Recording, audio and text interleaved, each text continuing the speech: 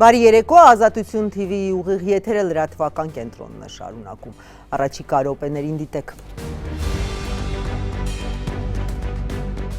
Իլհամ Ալիևը խոսում է սահմանադրության հարցում Նիկոլ Փաշինյանի հետ փոխըմբռնման մասին։ Երևանը դեռ չի արձագանքել։ Վաղը Բաքվի ռազմական դատարանը կհրապարակի Լեռնային Ղարաբաղի նախկին պետնախարար Ռուբեն Վարդանյանի դատավճիռը։ Դատախազը ՑՄՀ ազատազրկում էր պահանջել։ Կաթողիկոսի նկատմամբ մեղադրանքից և բացակայելու արգելքից հետո Ավստրիայում ծրագրված եպիսկոպոսական ժողովը վերածվեց եպիսկոպոսական հավաքի։ Որոշումներ չեն կայացվի, կլինեն քննարկումներ։ Էապար հայրապետի բացակայության, այսինքն ժողովի նախագահի բացակայության պատճառով իր կարգավիճակը փոխում է եպիսկոպոսական հավաքի։ Սամվել Կարապետյանի թիմը հաղթանակի դեպքում գործարարին վարչապետ նշանակելու իր պլանն է մանրամասնում։ Իշխանությունն այդ սցենարը ցնորամիտ է որակում։ Ալեքսեյ Նավալնիին ռուսաստանյան բանտում թունավորել են։ Պուտինի քննադատի մայրն ու արևմտյան մի շարք երկրներ այդ կարծիքին են։ Հենրիխ Մխիթարյանը այս փուլում կենտրոնացած է բացառապես ակումբային կարիերայի վրա։ Հայաստանի հավաքականի մարշչի հետ հանդիպումից հետո հայտարարել է ֆեդերացիան։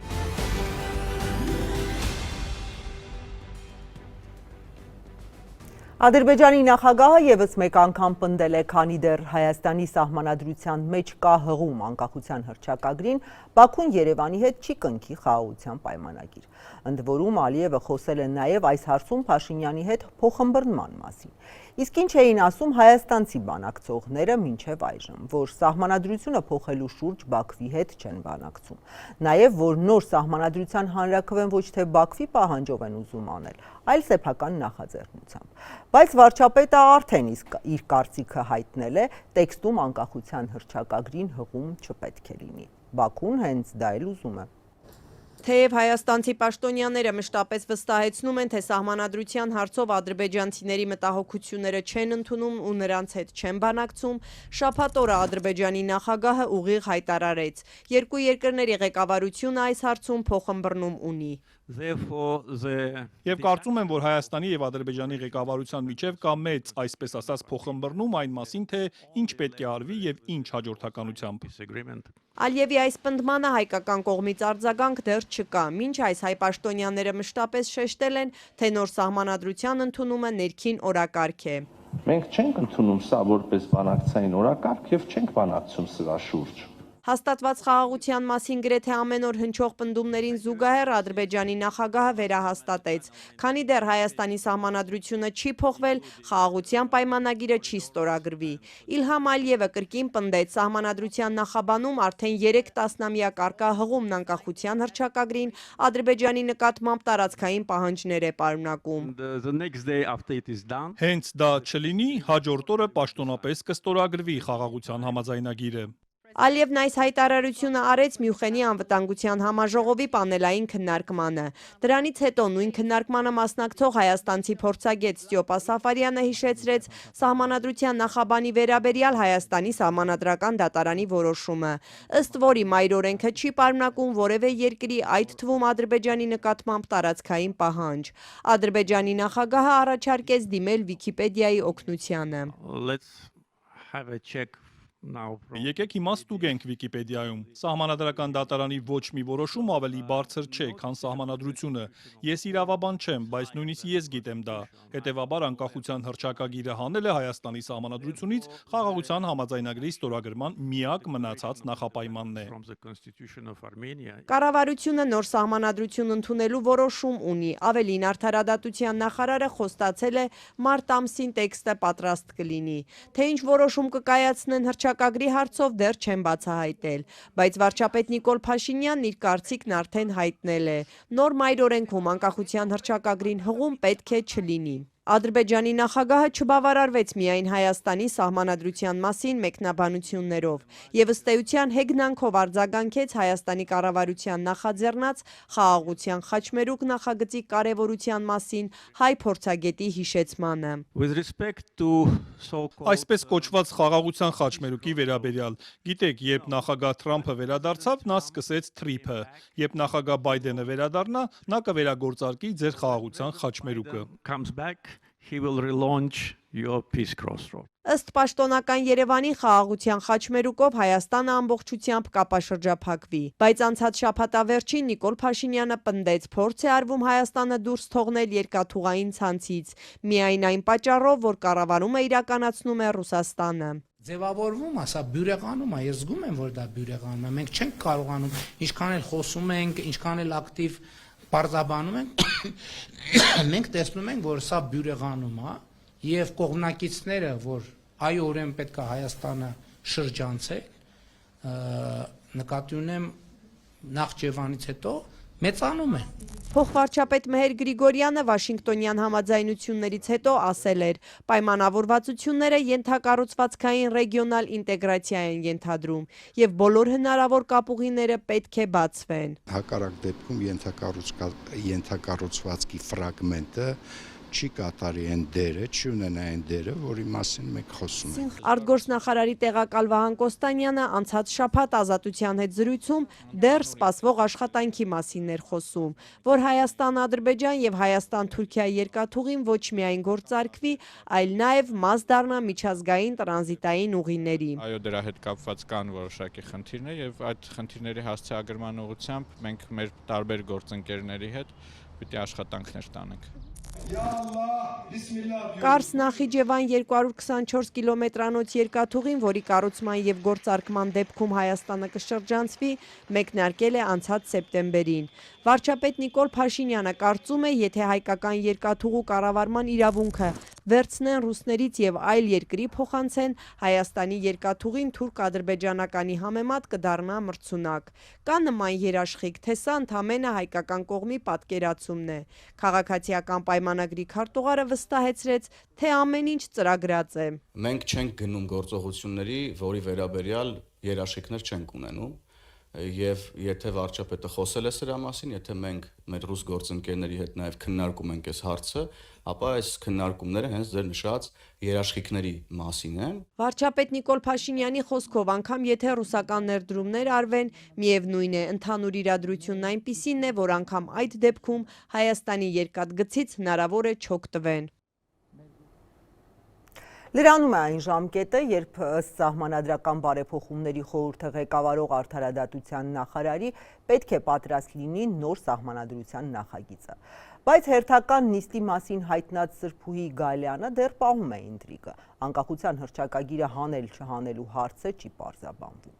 Անցած շաբաթավերջին տեղի ունեցած նիստի ընթացքում ըստ պաշտոնական հաղորդագրության քննարկվել են աշխատանքային իրավունքներին վերաբերող հարցեր, արտակարգ դրության սահմանման եւ ընտրական իրավունքին վերաբերող դրույթներ։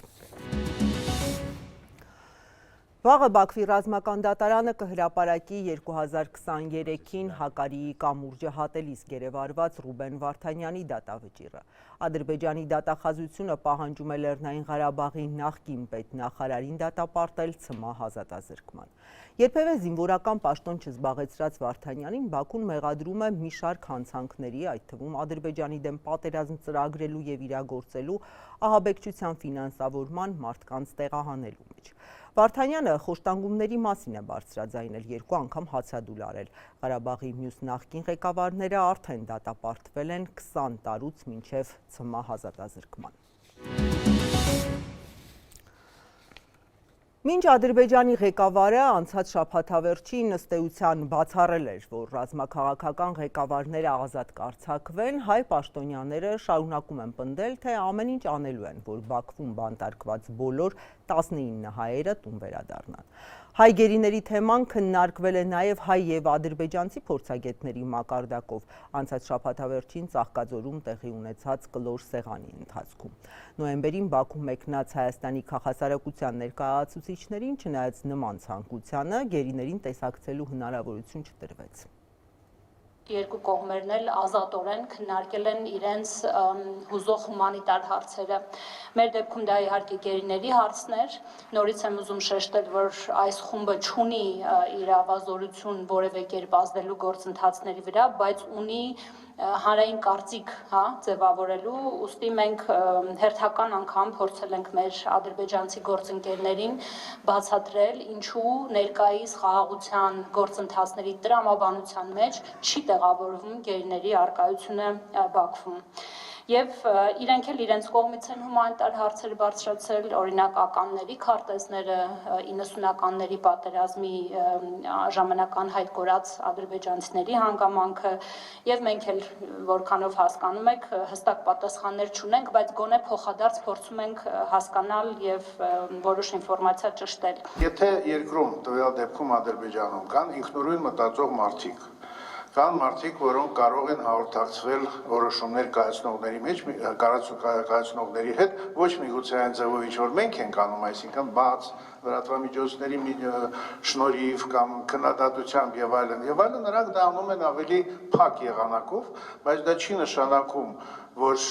այդ մարդկանց առաջարկները, նախաձեռնությունները, գաղափարները տեղ չեն հասնում։ Եվ այդ առումով մենք կարծում եմ համոզվել ենք, որ դա տեղի է ունենում եւ անգամ այս տարբերությունների պարագայում կարողանում ենք բավականին կարծում եմ լուրջ արդյունքների հասնել, ինչ վերաբերում է այն մեր գործընկերների հետ, որոնք կամ արտերկրում են գտնվում ադրբեջանցի, այո, բնականաբար իրենց հետ էլ կապը պահպանում ենք, միշտ էլ պահպանել ենք եւ ես ձեզ ասեմ, որ այնտեղից էլ բավականին մեծ աջակցություն կա այս գործընթացին։ Իրավապահների վերջին որոշումների արդյունքում Ավստրիայում վաղը մեկնարկող եպիսկոպոսատ ժողովը փաստացի խափանվեց։ Երկու եպիսկոպոսի է հաջողվել երկրից դուրս գալ, կաթողիկոսին եւ 6 եպիսկոպոսներին ոչ, քանի որ նրանց նկատմամբ երկրից բացակայելու արգելք է կիրառվել։ Եպիսկոպոսատ ժողովը ըստ եկեղեցական կարգի ամենայն հայոց կաթողիկոսն է նախագահում։ Մայրաթոռի արտաքին հարաբերությունների եւ արարողակարգի բաժնի տնօրեն Նաթան Սրբազանը ասել է, չնայած ստեղծված իրավիճակին եպիսկոպոսները հավաքվելու են եւ քննարկումներ անեն։ Որոշումներ սակայն չեն կարող կայացնել։ Օրակարգը այնտեղ է, ես այստեղ եմ։ Ավստրիայի Սանկտ Փելթոն քաղաքի կաթոլիկ եկեղեցում պատկանող տարածքում վաղը հրավիրվելիք եպիսկոպոսական ժողովը վերածվեց եպիսկոպոսական հավաքի։ Ժողով լինել չի կարող, որովհետև եկեղեցու կանոնական, դավանաբանական որոշումներ ընդունող այս մարմինը գլխավորում է ամենայն հայոց կաթողիկոսը, իսկ նա շաբաթ օրը մեղադրյալ դարձավ երկրից բացակայելու արգելքով։ Հավաքը քննարկումներ է անում, խորհրդակցություններ է անում եւ հավաքը կարող է իր քննարկումների եզրակացությունները բերել մայրաթոռ։ Որոշումներ չեն կայացնում, վճիռներ չեն կայացնում։ Նաթան Սրբազանն ինքն էլ մեկնել չի կարող, նա մայրաթոռի եւս 5 միաբանների հետ մեղադրյալ է նույն դատական ակտի կատարմանը խոչընդոտելու քրեական վարույթով, որ Մասյացոտնի թեմի առաջնորդի պաշտոնից հեռացված ու կարգալույց հռչակված Գևորգ եպիսկոպոսին է վերաբերում։ Նա Փաշինյանի հակակաթողիկոսական արշավին միացած սրբազաններից է։ Դատարանում վիճարկել էր իրեն պաշտոնից հեռացնելու մայրաթոռի վճիռը։ Դատարանը վերականգնելու որոշում էր կայացրել։ Էջմիածինը սակայն նրան ոչ միայն չվերականգնեց, այլև կարգալույց հռչակեց, հիմնավորելով աշխարհիկ դատարանի գործը չէ թեմի առաջնորդի աթոռի հարցը։ Այս պահին հայաստանյան եպիսկոպոսների մեծ մասը մեղադրյալ է, Ավստրիայեն մեկնել միայն Արարատ ու Դանիել Սրբազանները։ Այսօր հավաքվում են դեռ, արդեն մի 20 եպիսկոպոս եկել է, մնացածին սպասում են կրվան ընթացքին։ Կենտրոնական Եվրոպայի հայրապետական պատվիրակ Տիրան Սրբազանը Վիեննայից տեղեկացրեց, որ Երուսաղեմի հայոց պատրիարքությունից 2 եպիսկոպոսներ են մասնակցելու, Պոլսո պատրիարքարանից 1-ը, իսկ Կիլիկիո կաթողիկոս Արամ Առաջինը պատգամ է ուղարկել։ Եթե եպիսկոպոսական ժողովը ձախողված չլիներ, այսօր Վիեննայում նվիրապետական աթոռների առաջին դեմքերը պիտի լինեին։ Վեհապարը այնտեղ չի, մյուս գաղակալներն էլ այնտեղ չեն լինի։ Ամեն բան պայմանավորված է իրարով։ Նաթան arczepiskoposi տեղեկացմամբ իրենք բացակայելու արգելքով Հայաստանում մնացած միաբանները Ավստրիայի հավաքին հեռավարել չեն մասնակցելու։ Միացյալ Նահանգներից դեպի Վիեննա ճանապարհին է Ամերիկայի արևմտյան թեմի առաջնորդ Հովնան arczepiskopos Տերտերյանը։ Վեհապարի հրաժարականը պահանջող եպիսկոպոսներից միակը, որ հայտարարել էր ժողովին մասնակցելու է, եւ այժմ էլ ըստ հայրապետական պատվիրակ Տիրան Սրբազանի պլանը չի փոխվել, թեպետ ժողովը հավաք է դարձել։ Ավստրիայում եպիսկոպոսական ժողով հրավիրելու որոշումը Մայրաթորը հիմնավորել էր հնարավոր ճնշումներից միաբաններին հեռու պահելու ցանկությամբ։ Վարչապետ Փաշինյանը վեհապարին մեղադրանք առաջադրելու հենց նախորդ օրն էր կոշտ հակազդեցություն խոստացել, որովհետև ըստ նրա Հայաստանից դուրս ժողով հրավիրելու նպատակը կաթողիկոսությունը դուրս տանելն է։ Այս պատմությունը կաթողիկոսությունը Հայաստանից դուրս տանելն է եւ ես դա թույլ չեմ տալու։ Թույլ չեմ տալու։ Եթե դրա համար պետք է լինի լրացուցիչ միջոցներ ձեռնարկվել, կձեռնարկվեն լրացուցիչ միջոցներ։ Այդ մարդկանց նպատակը կաթողիկոսությունը Հայաստանից հանելն է։ Էջմիածնի գանձերի հետ միասին։ Մենք դա թույլ չենք տալու։ 1441-ից երբ վերստին Մայրաթորը վերադարձավ Հայաստան, 700 տարի է Հայաստանում է եւ հավիտենաբար Մայրաթորը լինելու է Հայաստանում։ Նաթան arczepiskopos-ը ցնորամտություն է որակում այն, որ Հայաստանից դուրս ժողով հրավիրել չէին կարող։ Աթոռը տեղափոխելու վերաբերյալ մտքերը Բուրգակովի ու Մարկեսի գրչին արժանի։ Վարչապետ Փաշինյանը որևէ փաստ չէր ներկայացրել, որ էջմիածնականները կաթողիկոսական գահը տեղափոխելու միտք ունեն։ Իսկ փաստեր ընդհանրապես կան, լրագրողի հարցի պատասխան իշխող թիմից Արթուր Հովհաննիսյանը վստահեցրեց, եթե ասել է, ուրեմն կան։ Կան հիմնավորումներ, այն էլ ինչ հիմնավորումներ կան, եւ դրա մասին պատեհ պահին բոլորդ կիմանան։ Եպիսկոպոսատ ժողովը տապալված է ամենայն հայոց կաթողիկոսը մեղադրյալ։ Քննչական հարցաքննության հրավիրվել է։ Ոչ, իրենք են եկել։ Կեսօրին Գարեգին երկրորդը վեհարանի բակում էր, բայց դարպասներին չմոտեցավ։ Այսօր մեծ պահքն է սկսվում։ Վեհապարը ջերմեռան տաղոթելու, կենցաղում չափավոր լինելու ու մեր նմանի հանդեպ ներողամիտ լինելու ուղերձ է հղել։ Եթերում Ազատության լրատվական կենտրոնն է, մեր լուրերին կարող եք հետևել նաև Ազատության տելեգրամյան ալիքում, իսկ այս ծրագրի երկրորդ մասում առաջարկում եմ դիտել։ Սամվել Կարապետյանի թիմը հաղթանակի դեպքում գործարարին վարչապետ նշանակելու իր պլանն է մանրամասնում։ Իշխանությունն այդ սցենարը ցնորամիտ է որակում։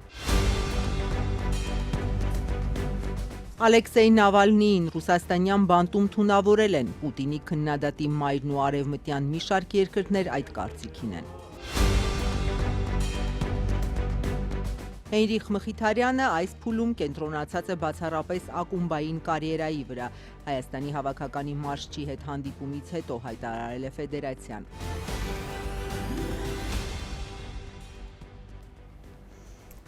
Չիմարում Սամվել Կարապետյանի վարչապետի թեկնածու լինել-չլինելու հեռանկարի շուրջ վեճը։ Մինչ իշխանությունը ցնորամտություն է որակում, ուժեղ Հայաստանի հայտարարությունները ավելացնում, որ նրանց պլանը հակապետական է, Կարապետյանի թիմակիցները հիշեցնում են, որ 8 տարի առաջ էլ Փաշինյանն էր ուզում փոխել սահմանադրության նույն հոդվածը, սփյուռքահայերին կառավարության կազմում ներգրավելու համար։ Նարեկը Կարապետյան հանդիսանալու է անցումային այս ժամանակահատվածի համակարգողը երաշխավորը, որպեսզի իրականացվի սահմանադրական փոփոխությունը ազգային ժողովի կողմից։ Հնարավոր չի իրանց ուրեմն ցնորամիտ հակասահմանադրական, հակաժողովրդավարական, հակապետական, հակահայկական մտքերը իրականացնել։ Շնորհակալ եմ։ Մեր կուսակցության վարչապետի թեկնածուն պարոն Կարապետյան, Սամվել Կարապետյան։ Չնայած ուժեղ Հայաստանի վարչապետի թեկնածուն միլիարդատեր գործարար Սամվել Կարապետյանն է, սակայն կուսակցության նախընտրական ցուցակը կգլխավորի նրա եղբորորդին Նարեկ Կարապետյանը։ Սամվել Կարապետյանը չի կարող լինել ոչ վարչապետի եւ ոչ էլ падգամավորի թեկնածու, քանի որ գործարարը Հայաստանից բացի նաեւ Ռուսաստանի եւ Կիպրոսի քաղաքացի է։ Սահմանադրության 148-րդ հոդվածը հստակ սահմանում է, վարչապետի թեկնածուն վերջին 4 տարում պետք է լինի միայն Հայաստանի քաղաքացի եւ վերջին 4 տարում մշտապես բնակված լինի Հայաստանում։ Սա նշանակում է, որ Սամվել Կարապետյանը չի կարող ընդգրկվել ուժեղ Հայաստանի նախընտրական ցուցակում։ Հետևաբար նորաստեղծ ուժը մտադիր է հաղթել ընտրություններում, որից հետո փոխել վարչապետին վերաբերող սահմանադրական դրույթը եւ Սամվել Կարապետյանին վարչապետ դառնալու հնարավորություն տալ։ Մինչ այդ նախատեսում են, որ անցումային ղեկավարի կամ վարչապետի պարտականությունը կկատարի Նարեկ Կարապետյանը։ Ճանապարհային քարտեզը հենց կայանում է նրանում, որ Նարեկը Կարապետյան կգլխավորի ցուցակը, այնուհետև կգլխավորի հենց նաև սահմանադրական փոփոխության այս գործի կատարումը։ Բայց նաև ի վերջո ստացվում է, որ նա պետք է լինի վարչապետ, եթե իհարկե մեծամասնություն ստանալու հնարավորություն է ունենում ուժը, հետո արդեն հրաժարական տա փոփոխություններից հետո եւ հետո վարչապետ նշանակվի Սամվել Կարապետյանը։ Սա է սցենարը, ճիշտ եմ հասկանում։ Հենց ձեր նկարագրածը իրենից ենթադրում է անցումային համակարգողի եւ տրված խոստման երաշխավորի գործառույթ։ Այսինքն այստեղ ես հենց ամբողջ խնդիրը ինչու՞մն է, ես ոչ թե ուզում եմ, որ մենք դրան նայենք, այսպես ասած, ավելի ոչ թե պաշտոնների ձևակերպումով, այլ գաղափարի։ Ուժեղ Հայաստան կոչվող կուսակցությունը, որը հիմա ինչ որ անցումային համակարգողի կարգավիճակի մասին է խոսում, Հայաստանի Հանրապետության Սահմանադրությամբ նման բան նախատեսված չէ եւ հետեւաբար այստեղ բոլոր հարցերը փակվում են։ Հայաստանում այլևս անցել են այդ ժամանակները, երբ որ ԺԵԿ-ի թղթով կարող էր գալ եւ նախագահի թեկնածու դառնալ։ Նիկոլ Փաշինյանի առաջնորդած ԿՊ-ն այսօր շտապել է արձագանքել Սամվել Կարապետյանին վարչապետ դարձնելու ուժեղ Հայաստանի այս սցենարին, պնդելով, թե Նարեկ Կարապետյանին անցումային ղեկավար կարգելով ուղղակի մոլորեցնում են հանրությանը։ Եկել են մեր ժողովրդին ինչն են խաբում, ինչ են մոլորեցնում եւ ինչու են փորձում դաշտ նետել մի անուն, որի շուրջ կփորձեն բարեգործական իմիտացիաներ ստեղծելով հավաքել ընտրազանգված։ Մոլորեցնելու մասով, հա,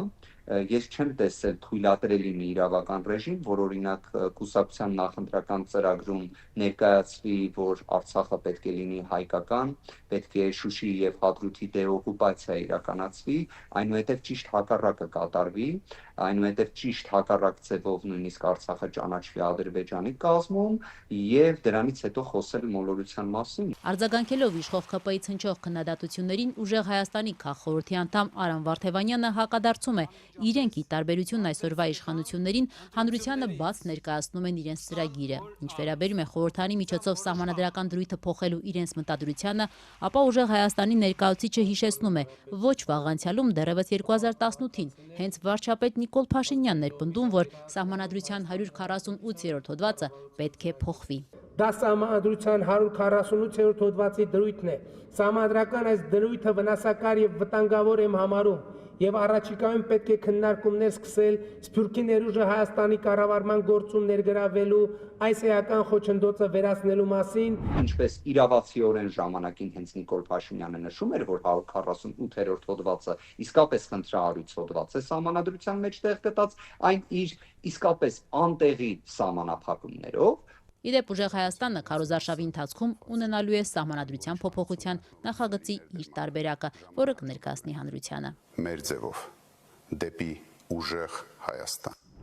Անմիջապես հանդես կգանք համապատասխան օրենսդրական փոփոխության որոշմամբ։ Եթե 60-ամյա միլիարդատեր գործարար Սամվել Կարապետյանի նախընտրական ցուցակը գլխավորում է նրա եղբորորդին, ապա շուրջ 3 օր տևած ներկուսակցական ընտրությունների արդյունքներով իշխող ԿՊ-ի 274 հոգանոց ցուցակը գլխավորում է վարչապետ Նիկոլ Փաշինյանը։ Ամենաշատը ԿՊ-ականները հենց նրան են ձայն տվել։ 932 վավեր քվեաթերթիկներից 894-ը Նիկոլ Փաշինյանի օգտին է եղել, այսինքն շուրջ 1000 մասնակիցներից ընդամենը 38 կուսակցական է նախընտրել չքվեարկել Փաշինյանի օգտին։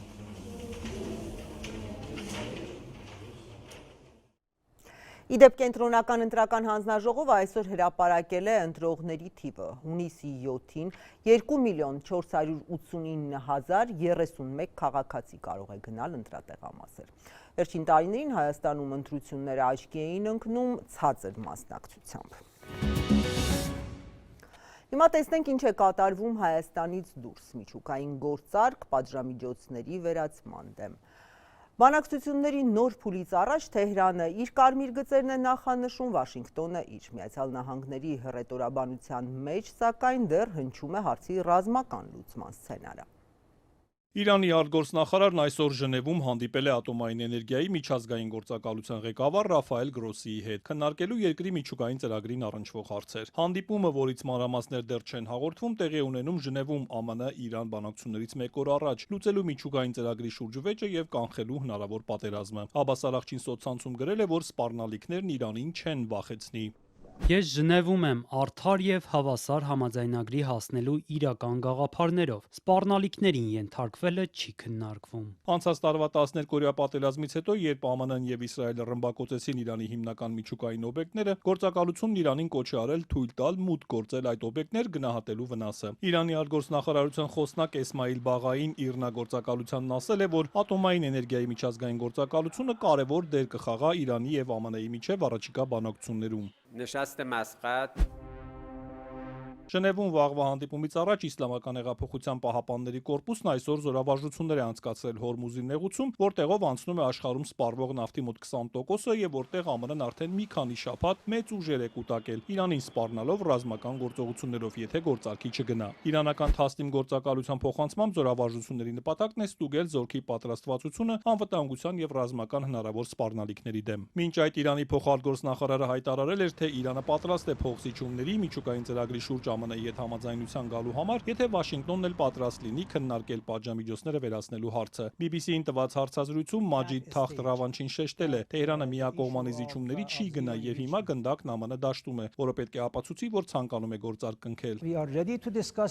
Մենք պատրաստ ենք քննարկել այս եւ մեր միջուկային ծրագրին վերաբերող այլ հարցեր, եթե նրանք եւս պատրաստ լինեն խոսել պատժամիջոցների մասին, քանզի այդ ապօրինի պատժամիջոցները եւս պետք է լինեն բանակցությունների սեղանին։ Իրանի արտգործնախարարության տնտեսական դիվանագիտության դեպարտամենտի փոխտնօրենն էլ հայտարարել է, որ Իրանը ձգտում է ԱՄՆ-ի հետ այնպիսի համաձայնության, որը տնտեսապես շահավետ կլինի երկու կողմերի համար, եւ որպեսզի համաձայնագիրը երկար տևի, կարեւոր է, որ ԱՄՆ-ն եւս օգուտ ստանա այն ոլորտներում, որոնք արագ եւ բարձր եկամտաբերություն ունեն, ասել է Համիդ Ռամբարին։ Բանակցություններում ներառված են նավթի եւ գազի հանքավայրերի, հանքարդյունաբերության մեջ ներդրումների եւ նույնիսկ ինքնաթիռների գնման ոլորտում ընդհանուր շահերը, ֆարս գործակալությանն ասել է նա։ ԱՄՆ-ն եւ Իսրայելը հայտարարում են, թե Իրանը ձգտում է միջուկային զենք ստեղծել, մինչդեռ Թեհրանը պնդում է, որ խաղաղ նպատակներով է հարստացնում Ուրանը։ Իրանն ու ԱՄՆ-ն այս ամսվա սկզբին վերսկսեցին բանակցությունները, որոնց զուգահեռ ԱՄՆ-ն մեծացնում է իր ռազմական ներկայությունը տարածաշրջանում եւ արդեն երկրորդ ավիակիրն է ուղարկել, ինչը ըստ ամերիկացի պաշտոնյաների վկայում է, որ ԱՄՆ-ն պատրաստվում է երկարատև ռազմական գործողությունների, եթե բանակցությունները ձախողվեն։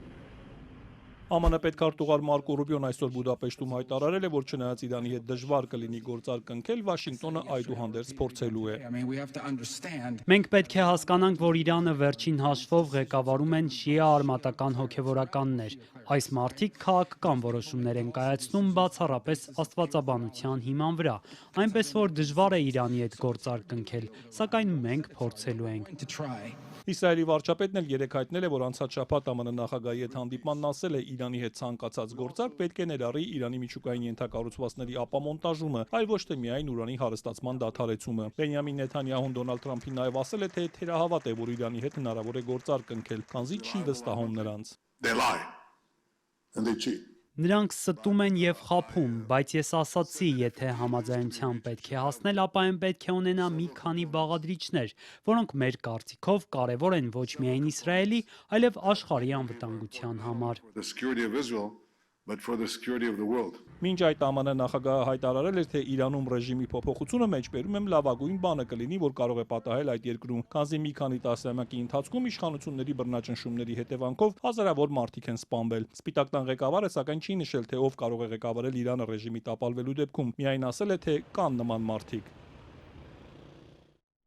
Կրեմլը հայտարարել է, որ այս շաբաթ Ժնևում կայանալիք Ուկրաինայի խաղաղության բանակցություններում քննարկելու են հիմնական խնդիրները, ներառյալ տարածքային զգայուն հարցերը։ Միացյալ Նահանգների նախագահ Թրամփը հայտարարել է, որ պատրաստ է միջնորդել արյունահեղությունն ավարտելու համար, սակայն Ռուսաստանն ու Ուկրաինան դեռևս հեռու են հիմնական հարցերի, այդ թվում տարածքների, Զապորոժիայի միջուկային էներգետիկ կայանի վերահսկողությանը եւ պատերազմից հետո Ուկրաինայում արևմտյան զորքերին վերաբերող հարցերի շուրջ համաձայնությունից։ Ալեքսեյ Նավալնիի մայրը այսօր որդու մահվան երկրորդ տարելիցին արդարության կոչ է արել, շարունակելով պնդել, որ ռուս ընդդիմադիր գործչին բանտում թունավորել են։ Ռուսաստանի նախագահ Վլադիմիր Պուտինի ամենախիստ քննադատը մահացել է Արկտիկայի բանտային գաղութում։ Մեծ Բրիտանիայի, Շվեդիայի, Ֆրանսիայի, Գերմանիայի և Նիդերլանդների արտգործնախարարությունները 2 օր առաջ հայտարարեցին, որ Նավալնին սպանվել է էկվադորյան Գորտի մաշկում եղած մահացու-թույնից։ Հայտարարությունում նշվում է, որ նման եզրահանգման են եկել հիմնվելով Նավալնիի մարմնի կենսանյութերի ուսումնասիրությունների արդյունքների վրա։ Պաշտոնական Մոսկվան հերքում է, ասելով, թե նման պնդումները քարոզչություն են, որոնց նպատակը արևմուտքի հրատապ խնդիրներից ուշադրությունը շեղելն է։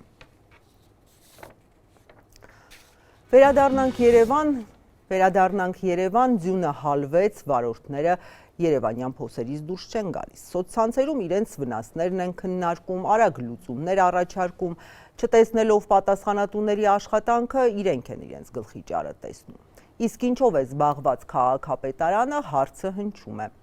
Դեռ չեմ ասում այն մասին, որ շատ ու շատ հատվածներ նախորդ տարիներին իբր վերանորոգվել էին, բայց փաստորեն նոր տարի, նոր փոսեր ավանդույթը չի խախտվում։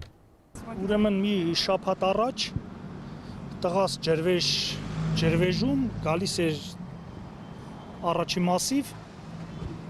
ավտոն գցել է փոսի մեջ, կողքի 2 կալոսը տրաքացրել է, մի բանդաժն էլ ջարդվել է։ Այս քաղաքացին, որ չցանկացավ նկարահանվել, պատմեց, որ Երևանի ճանապարհներով երթևեկելու պատճառով իր որդին օրեր առաջ մոտ 300,000 դրամ տուժել է։ Որդու մեքենան ջրվեժի ճանապարհներից մեկի փոսն է ընկել, անվադողերն են պայթել ու էլի մասեր են վնասվել։ Ինչքան գումար է տուժել։ Դե կալոսները 85,000, բանդաժը 300,000 էր, բայց ճարեց 150,000-ով օգտագործած։ Սոցցանցերը ողողված են Երևանի բանուկ ճանապարհներին բացված անթիվ անհամար փոսերի լուսանկարներով ու տեսանյութերով։ Հիմա լցնում ենք բիտումը, որ ասֆալտը կպնի։ Մարդիկ ակցիաներ են անում սեփական օրինակով Երևանի քաղաքապետարանին ցույց տալիս, որ մարդկանց տասնյակ ու 100,000-ավոր վնաս պատճառող այդ փոսերի հարցը լուծվող է։ Օրինակ 1 բահ ու 15 րոպե ժամանակ է պահանջվել, որ բլոգեր Էդուարդ Հայրումյանը ժամանակավորապես փակի Նանսենի փողոցի ամենամեծ փոսը։ Էդուարդը նորնորքում է ապրում ու աշխատում, նրա աչքի առաջ Լվովյան, Նանսենի ու Մասիվի մի շարք այլ փողոցների անմխիթար պատկերն է։ Քաղաքապետարանի տարածած տեսագրության 2 օր առաջ արդեն պիտի սկսած լինեին փոսալոցում։ Հիմա մենք Լվովյանում ենք չկա, Նանսենում չկա, Աշոտ Հովհաննիսյանում չկա, Քոչարյան փողոցում չկա, Գյուլիքեխյան փողոցում չկա, որ բոլոր տեղերում էլ Մեծ Թևոսյան փողոցում այսօր չեմ եղել, լավ չասեմ, 3 չկար։ Մի մեծ փոսը վարորդին մի քանի 100,000 դրամի վնաս կարող է պատճառել, մինչդեռ համայնքապետարանը մի քանի տասնյակ հազար դրամ ծախսելով կարող է հարցը ժամանակավորապես լուծել։ Քաղաքապետարանի անգործությունը Էդուարդը ավելի պատկերավոր համեմատություններով է ցույց տալիս։ Սառը ասֆալտ են նվիրել ինձ 2 պարկ, դրանով տեսանյութ եմ անելու եւ ցույց տամ, որ սենց հեշտ լուծում էլ կա ժամանակավոր փոսերի լուծման համար եւ այո, շարունակել եմ։ Ինքը մեշոկը բացում եք, ասֆալտի մեջ բիտում խառնած պատրաստի բան է։ Տեղային փոքր փոսերի համար լուծում տալու շատ հեշտ բան է, էլի ինքը նես չի որ փողոց ասֆալտապատելու համար է, բայց եթե ունենք միտեղ փոս, մեծ պարկը 10,000 դրամ է, որով կարելի է 2 քառակուսի մետր ծածկել ու ասենք օրինակ իմ պատկերացմով թաղապետարանները պիտի ունենան օրինակ պայստավորած ամեն ցենց սեզոններին թեկուզ 100-ական պարկ, որ ամենախնդրահարույց փոսերին ժամանակավոր լուծում տա։ Երևանյան ճանապարհների այս բազմաթիվ փոսերը ձմեռվա ձյունը աղով մաքրելու պատճառով են 2 օր առաջ պարզաբանել էր Երևանի քաղաքապետը։ Տիգրան Ավինյանը խոստացել էր, որ փոսալցման աշխատանքները կսկսվեն ու խնդիրը կլուծվի։ Այդ որ աղը շուտ է հալեցրել ձյունը, լցվել է ասֆալտի տակ ու էդի տրաքցրել է, ես էլ ասում եմ, եթե հեղեղատարները բացած լինեիք, այդ որ աղը լցել եք ձյունը հալել է, այդ ջուրը կգնար հեղեղատարների մեջ ու այդ ձեր ֆիզիկան էլ պետք չէր լինի բացատրել ստեղ որ աղի պատճառով է եղել։ Քաղաքապետի խոստացած փոսալցման աշխատանքները դեռ նոր չէին հասել։ Դավիթ Բեկ պողոտայի ու այլ փողոցներում շատ փոսեր տեսանք։ Ակտիվ երթևեկելի ճանապարհներին բացված փոսերի պատճառով տուժած վարորդներ շատ կան, այսօր էլ հանդիպեցինք, բողոքում էին, բայց նկարահանվել չէին ցանկանում։ Facebook-յան օգտատերերից մեկն էլ մեքենայի ծակված անվադողերի լուսանկարներ այսօր տեղադրել։ Հետո Ազատությանը պատմեց, որ Բաղրամյանից Մաշտոց հատվածում են անվադող փողերը պայթել։ Աչանիկներս ծխվեցին։ Մեր զրուցակիցը դեռ չի հաշվարկել որքան է տուժել, եթե բախտը բերի, ասում եմ, մինչև 30,000 դրամ։ Այսինքն վերանորոգումը կարող է արժանալ 20-25,000, իսկ եթե փոխել, արդեն բնականաբար մի քիչ ավելի թանկ։ Փոսալցման աշխատանքների վերաբերյալ պարոն Թևոսյան, խնդրեմ ներկայացնեք ինչ է արվում, ինչ ծավալ է արվել եւ ինչքան դեռ կա անելու։ Քաղաքապետ Ավինյանը ենթականերին այսօրվա գործակարգավարական նիստին էլ պահանջեց զեկուցել, ինչ են արել փոսերը լցնելու ուղղությամբ։ Հիմա Շիրակի փողոցում արվել է աշխատանք։ Շիրակի փողոցում մեծ փոսերի հետ կապված աշխատանքներ չի կատարվել։ Այս բային չի կատարվել, բայց եթե թույլ տաք, պարոն քաղաքապետ, այսօրվանից նաև մեր կողմից աշխատանքներ են տարվելու այդ մեծ փոսերը, որ կա, լցնենք, որպեսզի հետագայում Անգամելան, այդ ես ձեզ մի 4 օր առաջ եմ ասել, 3-4 օր առաջ, ինչի նոր տենց հիշեցիք, որ դա պետք է այսօր արվի, էլի։ Տիգրան Ավինյանը պահանջեց, որ կատարած աշխատանքների մասին զեկուցեն նաև լուսանկարներով ու մանրամասն հաշվետվությամբ։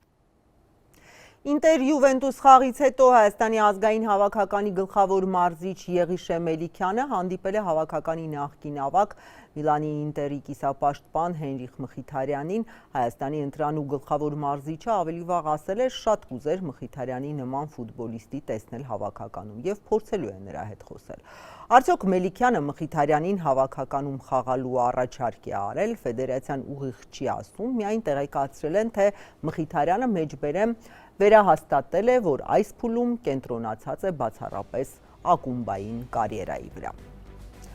Թողարկման թեմաները սրանք էին, ես ձեզ հրաժեշտ եմ տալիս ազատություն.am կայքում, սոցցանցերի մեր էջերում լրահոսը անընդհատ թարմացվում է, հետևեք, հաջողություն։